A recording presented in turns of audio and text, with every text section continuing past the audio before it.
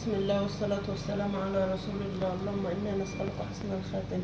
حبايب قلبي، ما تنسوش الاشتراك وتفعلوا زر الجرس واكتبوا لي تعليق حلو، ربنا يسعد قلوبكم يا رب. وشاهدوا الفيديو للآخر. النهارده هعمل معاكم يا حبايبي مكرونة بطماطم، هتقولوا لي امال عاملة كشري ليه؟ هقولك لأن جوزي ما بياكلش المكرونة ام طماطم، ما بيحبهاش خالص. أنا كنت عاملة فراخ امبارح ولسه عندي بواقي فراخ، بس هو ياكل كشري وبطاطس وبيض، واحنا هنعمل بردك مكرونه وبطاطس وبيض. حطينا الحله يا حبايبي ونحط فيها شويه زيت.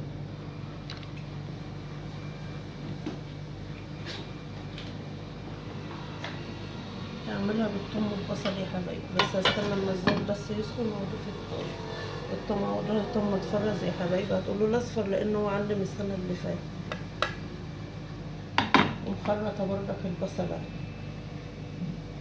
بقشرها واغسلها واخرطها، بجهز يعني الحاجه قبل ما ابدا تصوير معاكم. بالله عليكم تدعوا لي ربنا يشفيني يا رب، لان انا تعبانه قوي من امبارح. الغضروف عندي تعب ورك ومش قادره اقف عليه. بالله عليكم تدعوا لي، انا طالبه منكم تدعوا لي. كده هنضيف يا حبايبي الثوم.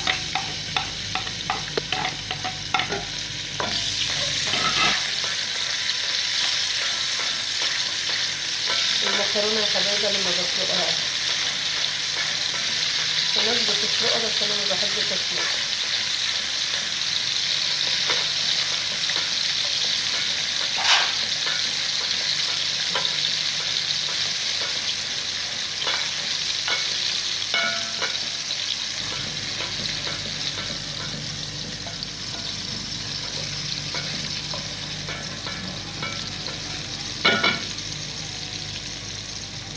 ودي الكشري اللي هو الكشري الاصفر، رز وعدس، وحط عليه الزيت بتاعه يا حبايبي. ونحمر بطاطس. انا مش هحمر البطاطس معاكم لان انا حمرتها معاكم قبل، والبطاطس يعني تحميرها مش شغلانه. ممكن اخلي بنتي هي اللي تحمر، لان زي ما قلت لكم مش قادره. انا بوريكم بس طريقه عمل المكرونه.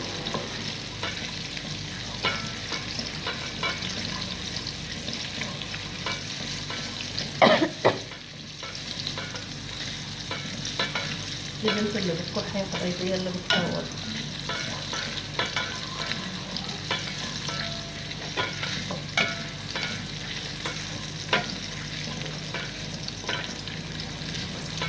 كده هنضيف الطماطم يا حبايبي، والطماطم ده انا عصر عليها بصل عشان يحمر.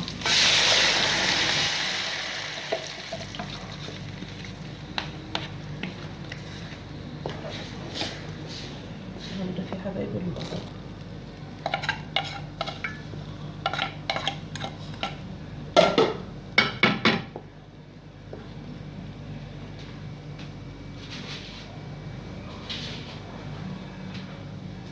نحط الملح يا حبايبي والبهارات اللي هي بقى بتاع بابريكا وفلفل وكمون. زي ما قلت لكم لسه ما ضفتش بهارات. يبقى كده حطينا عليها بابريكا وفلفل وكمون.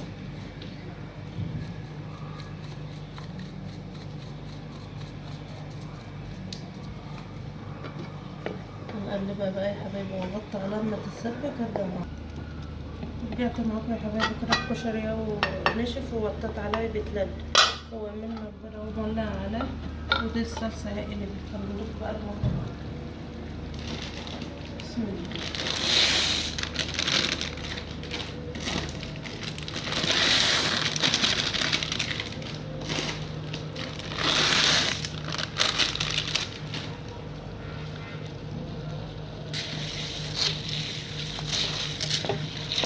جربوا وحطوا بنجر يا حبايبي في الطماطم، بتخليها حمرا زي ما انتوا شايفين. مش هزودها حاجة، هي بتستوي بالصلصة دي. لو انت بتحبها فيها مية شوية او تسبيكة شوية ضيفيلها انت بقى شوربة، او لو ما عندكش شوربة بتضيفيلها شوية مية، بس احنا بنحبها ناشفة. كده يعتبر المكرونة طريقة سهلة وحلوة وبتطلع جميلة يا حبايبي، جربوا. سيبها بقى اما تنشف من ميتها، واقطع عليها واسيبها تتلبن، وما اخلص بقى اما بنت تحمر بطاطس وخلص الاكل هصور لكم. رجعت معاكم يا حبايبي كده، عملنا المكرونه اهي مفلفله زي ما انتم شايفين، وده قعر الحله يا حبايبي بنحب احنا ناكله، او ارضيه الحله طبعنا بالسمنه. وده الكشري الاصفر اللي عملته لجوزي لانه ما بياكلش مكرونه، وحمرنا بطاطس، ودي بواقي فراخ عندنا من امبارح، وبادي يا حبايبي والسلطه. ده اكلنا النهارده، افطرنا النهارده، كل سنه وانتم طيبين. ما تنسوش يا حبايبي الاشتراك وتفعلوا زر الجرس وتكتبوا لي تعليق حلو، ربنا يسعد قلوبكم يا رب. وقبل ما اقفل يا حبايبي، وده عصير فراولة على بنجر عشان حلو للانيميا البنجر يا حبايبي. ما تنسوش يا حبايبي الاشتراك وتشاهدوا لي الفيديو للاخر، ربنا يسعد قلوبكم يا رب. ودعوة حلوة منكم ربنا يشفيكم. والسلام عليكم ورحمة الله وبركاته.